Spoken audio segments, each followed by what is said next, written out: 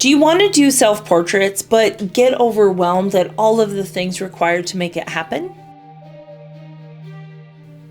Then don't worry. My name is Teri Hofford, and I'm a body image educator, photographer, author, and most importantly, a self-portrait enthusiast. And I've created the Self-Portraits 101 Masterclass to help you learn everything you need to know to get started on crafting your creative self-portrait practice. In this course, we're going to cover three main topics. The first being, of course, the tech, the tools required to make the process a little easier and free you up creatively. Second, we're going to cover the mindset, and this is really important because this is probably one of the things that gets in people's way the most.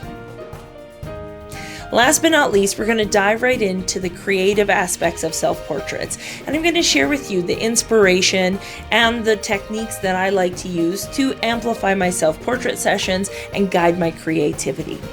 By the end of the masterclass, you're going to have the foundations that are necessary to get started in crafting your own self-portrait practice. So, if you are ready to do self-portraits without the overwhelm, then I will see you in class.